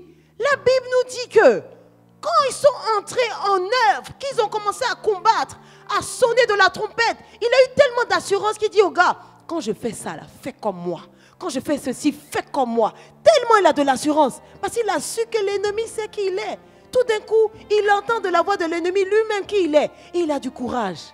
Tu sais, si tu es dans l'opposition, si tu fais des rêves bizarres, on te poursuit la nuit. Pendant que tu pries, tu sens des présences. Mais c'est parce que l'ennemi sait qui tu es. Lève-toi maintenant et prends autorité maintenant sur ta vie. De la même façon que Gédéon allait dans le camp pour dire, Joe, les gars, les Madians nous ont été livrés. C'est comme ça que tu prends tes frères en Christ. Ceux avec qui peuvent être des combattants de prière. Tu dis, oh les gars, maintenant l'heure a sonné. Maintenant l'heure a sonné, je veux prier avec autorité maintenant sur ma vie. Tu détruis les démons de ta vie. Tu détruis les oppressions de ta vie. Tu détruis les amalécites de ta vie. Ceux qui veulent t'empêcher de rentrer dans ta destinée. Tu cites leur nom et tu les ruines, tu les abats, tu les détruis, tu casses leurs dents, tu brises leurs pieds, tu les gifles, tu les foudroies, tu les consumes dans le nom de Jésus. Et c'est ce que Gédéon a fait. C'est ce que Gédéon a fait. Regardez ce que la Bible dit. À partir du verset 29. Non, du verset 20. On dit, les 3 corps sonnèrent de la trompette et brisèrent les cruches. Ils saisirent de la main gauche les flambeaux et de la main droite les trompettes pour sonner et ils s'écrièrent, épée! Épée pour l'Éternel et pour Gédéon! Hey! Ils restèrent chacun à sa place autour du camp et tout le camp se mit à courir, à pousser des cris et à prendre la fuite. Les 300 hommes sonnèrent encore de la trompette. Et dans le camp, l'Éternel leur fit tourner l'épée. Les uns contre les autres, ils ont commencé à se tuer. Et eux-mêmes, ils ont commencé à se décimer. Ils étaient paniqués. Ça, c'est la main de l'Éternel. Ça, c'est la main de l'Éternel. Parce que Gédéon n'a pas vu ses ennemis comme étant trop grands. Ça, c'est la main de l'Éternel. Et l'Éternel s'est glorifié. Et quand on lit maintenant l'homme qui est devenu Gédéon, on se rend compte que oui, c'est vrai. C'était la victoire de l'Éternel. C'était la victoire de l'Éternel contre les Amalécites. Mais en vérité, Gédéon est devenu un autre homme. Dans cette victoire-là, Gédéon s'est transformé en un guerrier incroyable. Il s'est transformé en tel leader de guerre. Il s'est transformé en un homme dont on crie le nom. Pour Gédéon, pour l'épée et pour Gédéon. Et parce que les hommes avaient confiance en lui. Et c'est comme ça que dans ta foi, quand tu te lèves, tout d'un coup, les gars de ton quartier sont encouragés pour marcher avec Jésus. Quand ils voient ta vie, ils sont encouragés de croire que Dieu peut aussi changer. C'est pas lui qui se droguait. Non, maintenant il prêche l'évangile. Donc moi aussi, je peux vivre heureux, sans drogue, en prêchant l'évangile. Moi aussi, je peux sortir de la prostitution et marcher avec Jésus. Moi aussi, je peux parler de Christ dans la classe sans aucune honte. Moi aussi, je peux prier pour les malades, ils seront guéris. Moi aussi. Parce que ta seule vie donne le courage à ton entourage. Amen. Alors tu vas te tenir debout maintenant. Tu vas te tenir debout maintenant. Et tu vas parler. Tu vas dire, Seigneur Jésus, ta parole, je la reçois. Je la saisis. Et elle porte du fruit en moi. Elle porte du fruit en moi. Ah, je ne veux pas regarder à ce qui m'entoure, ce qui me trouble, l'innombrable nombre de mes ennemis, de mes challenges, de mes mauvais désirs, de mes mauvaises fréquentations. Mais je veux croire en ta parole aujourd'hui. Saisir ta parole aujourd'hui. Si tu es là, que tu m'entends et tu sais que tu n'as pas fait la paix avec Jésus-Christ, tu sais que tu n'as pas donné ta vie à Jésus, tu sais que Jésus n'est pas ton maître, il n'est pas ton sauveur. Maintenant, tu vas lever la main et tu vas dire, Seigneur Jésus, je t'ouvre mon cœur. Répète après moi ces paroles. Dis, Seigneur, je t'ouvre mon cœur. Je te donne ma vie. Je te reconnais comme mon Seigneur. Je te reconnais comme mon sauveur. Seigneur, prends-moi et fais ce que tu veux. Je me livre à toi, Jésus, parce que je crois en tes promesses pour moi. Amen. Et ne crois pas que ce sont des simples mots que tu as prononcés. Ces paroles sont scellées dans les cieux. Et tu vas voir comment l'Esprit de Dieu va commencer à se manifester. Tu vas voir que tu vas entendre la voix de Dieu te parler. Tu vas te rendre compte qu'il y a des choses qui vont devenir en dégoût. La cigarette que tu fumais te viendra en dégoût. Les choses que tu faisais te viendront en dégoût. Parce que l'Esprit de Dieu est en train d'opérer en toi. L'Esprit de Dieu est en train d'opérer en toi. Maintenant, tu vas dire, Seigneur, je veux marcher. Je veux courir avec toi. Ah, je veux croire en ta parole pour moi. Et je veux marcher. Je veux courir. Je veux marcher. Hey! Je veux courir. Je veux marcher sur la voie de l'éternité. Je veux courir vers toi, mon Père, me retrouver dans tes bras, Papa. Moi, je veux marcher. Je veux marcher. Je veux courir. Je veux marcher sur la voie de l'éternité. Je veux courir vers toi, mon Père, me retrouver dans tes bras, Papa. Me retrouver dans tes bras, Papa. Me retrouver dans tes bras, Papa. Me retrouver dans tes bras, Papa. Alléluia. Seigneur Jésus, nous voulons nous retrouver dans tes bras d'amour. Nous voulons quitter les Amalécites. Nous voulons vaincre les ennemis de notre destinée et enfin marcher avec toi. Enfin courir avec toi. Parce qu'avec toi, tout est possible, Jésus. Avec toi, tout est possible, Jésus. Ah, prends-moi dans tes bras d'amour, Seigneur. Prends-moi dans tes bras d'amour, Jésus. Maintenant, je veux déclarer sur ta vie que c'est une nouvelle saison pour toi. C'est une nouvelle saison pour toi. L'heure a sonné. L'heure a sonné. Tu saisis cette parole et tu te lèves maintenant. Tu sais ce que Dieu a dit pour ta vie. Tu le sais, tu l'as déjà entendu. Mais tu ne voulais pas marcher. Mais aujourd'hui, tu marches, tu avances et tu te lèves. Tu marches, tu avances et tu te lèves. L'Éternel glorifie son nom dans ta vie. Et tu as un sujet de témoignage pour ta maison. Tu as un sujet de témoignage pour ton quartier. Tu as un sujet de témoignage pour ton université. Ah! Sois rempli de la gloire, de la grâce de Dieu. Et avec moi, tu vas dire un grand Amen. Je veux prier maintenant. Je veux prier pour tous ceux qui se sentent combattus. Tu sens que les démons t'oppressent. Tu sens que les démons t'oppressent. Maintenant même. Feu maintenant. Je dis feu maintenant. Je détruis maintenant toute attache démoniaque. Tout lien quelconque dans ta vie. Au nom de Jésus. Mais tu es libre en Jésus. Tu es libre en Jésus. Libre en Jésus. Libre en Jésus. Nous détruisons tout lien. Nous détruisons tout attachement. Nous détruisons tout envoûtement.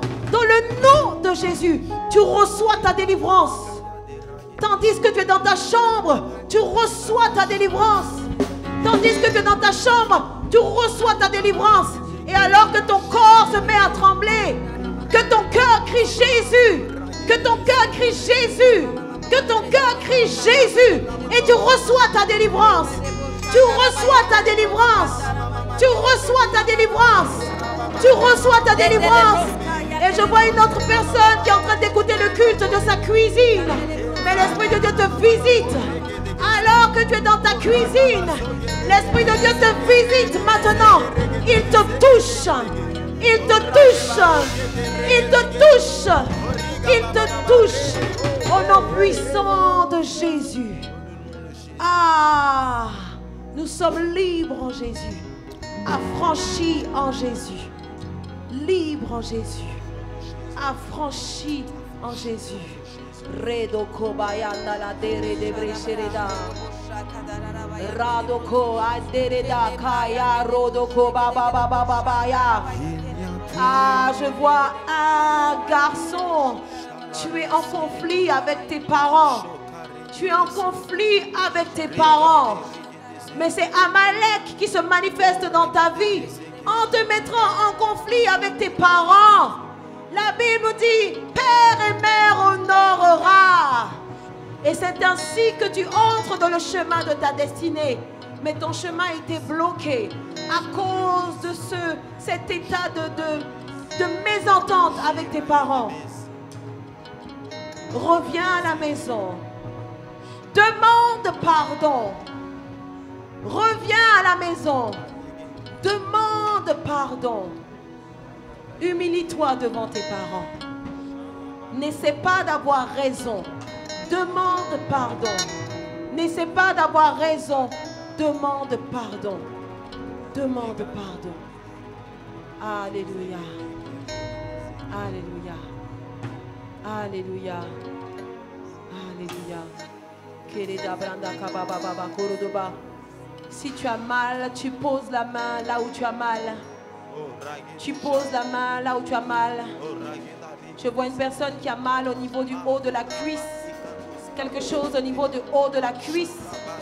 Maintenant, l'Esprit de Dieu te visite. Et tu reçois la guérison dans le nom puissant de Jésus. C'est comme au haut de la cuisse et aussi comme sur le ventre. Tu reçois la guérison au nom de Jésus. Tu reçois la guérison au nom de Jésus. Je détruis la maladie dans ta vie. Je chasse la maladie dans ta vie. Je chasse la maladie dans ta vie. Je chasse la maladie dans ta vie maintenant. Maintenant tu quittes. Tu lâches sa vie. Tu es une fille. Tu es une fille. Et il y a quelque chose comme dans ta cuisse ou dans ton ventre. Je ne sais pas si la douleur monte. Mais tu la sens. Maintenant, la douleur te quitte au nom de Jésus. Et tu reçois ta guérison. Tu reçois ta guérison. Tu reçois ta guérison. Tu reçois ta guérison dans le nom puissant de Jésus. Dans le nom puissant de Jésus. Alléluia. Que le nom du Seigneur Jésus soit acclamé. Amen. Alléluia. Merci Seigneur pour ta présence.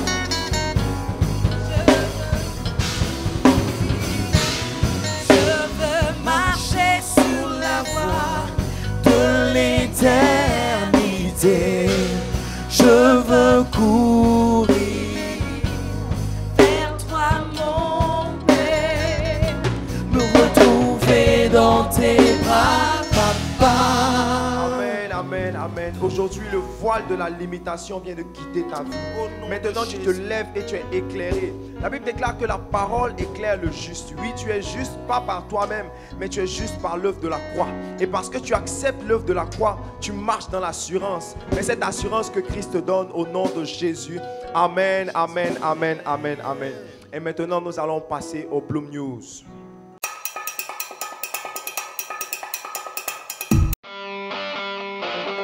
C'est reparti pour les cultes en présentiel. Tous les dimanches, viens passer un moment de qualité avec le Seigneur à la Villa Kodesh. De 7h15 à 9h, de 9h15 à 11h et de 11h15 à 13h.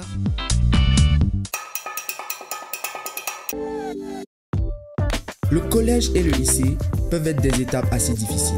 Heureusement, la classe des grands frères est là pour aider. Si tu as besoin d'un suivi pour les cours et d'un soutien dans le travail, contacte le 89 95 44 17. Et toi aussi, grand frère, tu as des capacités dans certaines matières et tu veux aider les plus jeunes, contacte aussi le 89 95 44 17.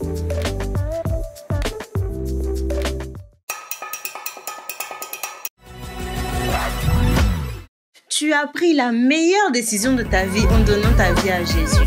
Maintenant, fais un pas de plus conformément à la parole de Dieu.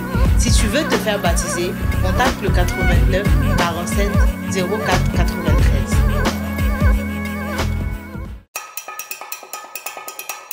Chier, il y a Bloom dans mon school. Et c'est sûrement le cas aussi pour toi. Bloom est présent dans plus d'une douzaine d'écoles. Ce sont les Happy Club. Toi-même tu sais que je sais que tu sais que tu as besoin de God. Actuellement même c'est bizarre sur toi. Tu peux pas mentir. Même 10 sur 20 tu n'as pas encore eu. La nuit tu dis enfin tu vas te reposer. Toi tu fais les rêves, on te poursuit sur moins dedans. Attends, tu n'es pas fatigué. Et toi tu composes. N'attends plus. Rejoins-nous en appelant le 88 31 90 55. Ou bien attends. Il n'y a pas Happy Club dans ton school quoi. Bon ce n'est pas grave, ce n'est pas grave. Appelle Chap Chap. Je dis bien Chap Chap. Le 88 31 90 55.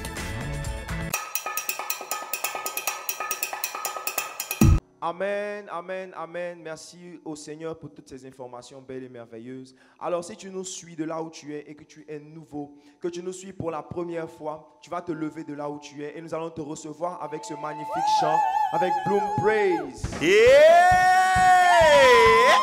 Tu es ici pour ta première fois. C'est la première fois que tu suis le culte Bloom. Nous sommes heureux de te recevoir parmi nous avec ce chant. Hey, hey. Ah, bienvenue à Bloom. Hey, tu es ici chez toi. Ah, c'est une joie pour nous de te recevoir. Bienvenue à Bloom. Hey, tu es ici chez toi. Ah, c'est une joie pour nous de te recevoir. Nous sommes heureux de te recevoir parmi nous. Rempli du Saint-Esprit, ta vie fera boum. Lui chargé de son esprit, on est chargé. Rejoins l'équipe, on va prêcher pour que les nations soient changées. Ah, chargé de son esprit, on est chargé. Rejoins l'équipe, on va prêcher pour que les nations soient changées. Ah, Binayo. Ah, nous voulons te bénir en ce jour, oui, nous te bénissons. Tu es ici chez toi. Nous te bénissons. Tu es ici chez toi. Nous te bénissons. Tu es ici chez toi. Nous te bénissons. Tu es ici chez toi. La grâce est pour toi mon frère. Prends-la, prends-la, prends-la. La grâce est pour toi ma soeur. Oui, prends-la, prends-la, prends-la. Allez, prends-la, prends-la, prends-la. Voilà, c'est pour toi. Voilà, voilà, voilà. Oh. Et nous disons bienvenue. Ah, Bloom, tu es le bienvenu parmi nous. Parmi nous. Et de là où tu es, tu vas contacter ce numéro qui s'affiche au bas de ton écran. Oui, ce numéro qui s'affiche au bas de ton écran pour intégrer cette merveilleuse famille Bloom. Amen, amen, amen, amen. Alors notre culte tire à sa fin, pour ne pas dire qu'ils sont à la fin du culte. Nous allons nous lever pour prier le Seigneur. Seigneur, merci pour ta parole. Merci parce que c'est un privilège de te connaître. C'est un privilège de te servir. C'est un privilège d'être délivré par ta parole.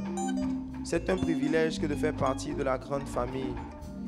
Merci Seigneur pour cette nouvelle onction, cette huile que tu fais couler sur nous maintenant. Merci pour cette onction que nous recevons, cette onction qui brise le joug. Cette onction qui brise le joug de la timidité. Cette onction qui brise le joug de la peur. Cette onction qui brise le joug de la limitation. Maintenant, nous recevons l'onction pour de plus grandes œuvres. Nous recevons l'onction pour de plus grandes œuvres. De là où tu es, tu reçois l'onction pour de plus grandes œuvres. Tu reçois l'onction pour de plus grandes œuvres au nom de Jésus. Maintenant, il y a la surabondance de la vie dans ton cœur. Il y a la surabondance de la vie dans ton cœur. Surabondance de la vie au nom de Jésus. Surabondance parce que le Seigneur veut faire plusieurs choses au travers de toi. Il veut se glorifier par toi. Il veut faire profiter ton entourage de cette surabondance. Et il a besoin que tu sois disposé. Maintenant, ton cœur est disposé à chercher le Seigneur. Ton cœur est disposé à chercher le Seigneur. Tes oreilles s'ouvrent maintenant pour entendre la parole. Non seulement pour l'entendre, mais pour la mettre en pratique. Afin que le nom de Jésus soit glorifié. Au nom de Jésus, nous avons prié. Amen. Amen.